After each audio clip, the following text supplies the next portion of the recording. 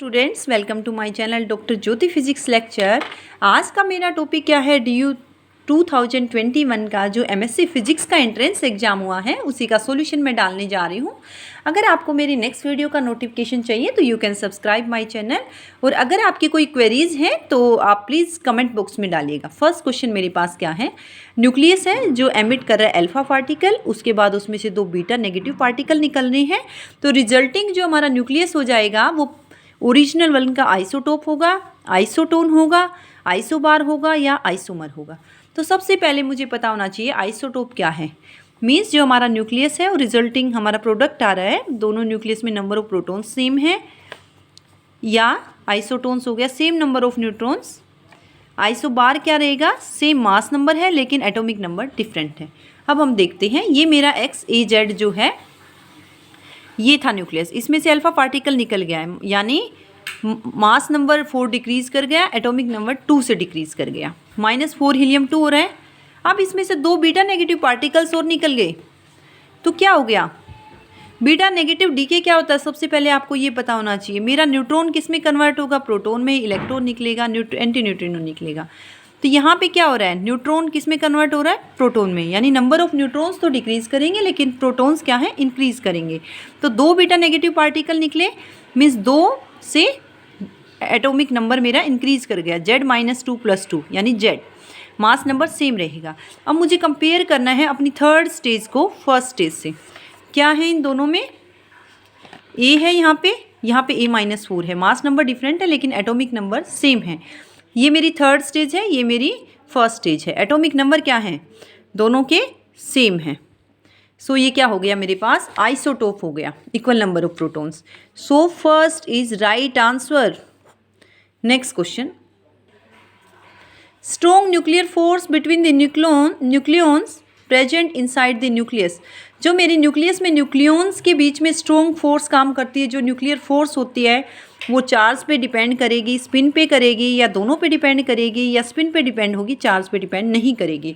अब एक बात याद रखिए, जो न्यूक्लियर फोर्स है very important topic, IIT jam में कह लो, गेट में कह लो, या नेट में कह लो, या कोई भी एंट्रेंस एग्जाम में कह लो, न्यूक्लियर फोर्स पे आपका 100% क्वेश्चन आता है, ये मैं क्लेम कर रही हूँ 100%। जस्ट कुछ हार्ड एंड फास्ट रूल भी नहीं है, आपको जस्ट न्यूक्लियर फोर्स की प्रॉपर्टीज़ पता होनी चाहिए। स्ट्रॉन्ग फोर्स होती है, क्या है, न्यूक्लियर फोर्स जो है स्पिन्स पे जब है हम बात करें न्यूक्लियॉन्स की, तो वो पैरेलल हैं दोनों की, लाइक मेरे पास 2 प्रोटॉन हैं, या प्रोटॉन न्यूट्रॉन है, या 2 न्यूट्रॉन्स हैं, या एंटी पैरेलल हैं, तो वो डिपेंड करेगी, मीन्स वो स्पिन पे क्या कर रही है, डिपेंड करेगी, तो स्पिन डिपेंडेंट हो गई। नेक्स्ट है independence of whether the nucleons are protons और न्यूट्रॉन्स। न्यूट्रॉन्स है या प्रोटॉन्स है वो बिल्कुल डिपेंड नहीं कर रही है, सेम रहती है, मीन्स इंडिपेंडेंट हुई। तो आंसर मेरा क्या हो गया, spin dependent but charge independent.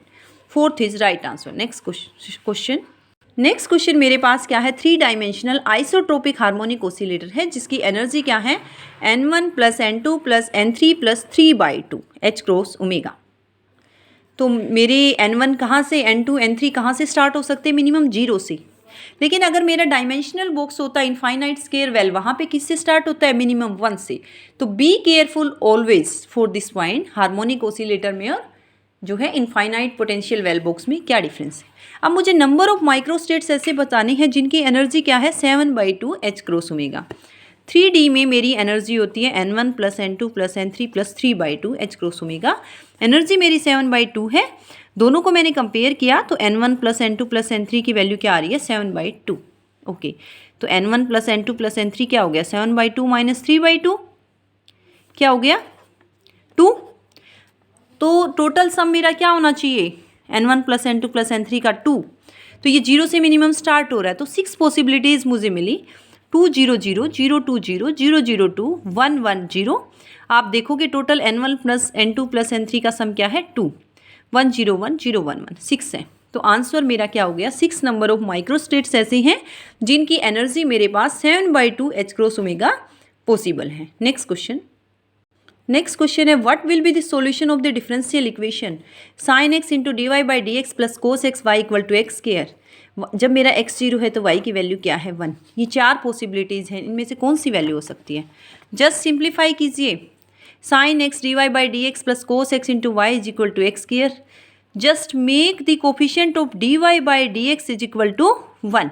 तो साइन एक्स से डिवाइड कीजिए, मेरा कोफिशिएंट क्या हो गया dy बाई डी एक्स का 1। Cos x by sine x into y equal to x square by sine x. Equation किस फॉर्म में आ गई, dy by d x plus p y equal to q. p मेरे पास है cos x by sine x, q मेरे पास है x square by sine x. Integrating factor मेरा क्या है, exponential of integration of p into D x. p की वैल्यू है cos x by sine x into D x, यानी ये किसका बन रहा है, just log of sine x का 1 बाई साइन एक्स इंटू इसका इंटीग्रेशन जो है डेरिवेटिव कोस एक्स। तो ये क्या आ गया, साइन एक्स आ गया। एक्सपोनेंशियल और लोगरिथम कैंसिल आउट हो जाते हैं दोनों। अब क्या बनेगा solution, y into integrating factor sine x is equal to integration का sign integrating factor into Q into D x plus constant integration का साइन एक्स इंटू ये है x square by sine x D x plus C. Sine x से sine x cancel हो गया, क्या बना मेरे पास, y into sine x is equal to x square का इंटीग्रेशन है x cube by 3 plus C.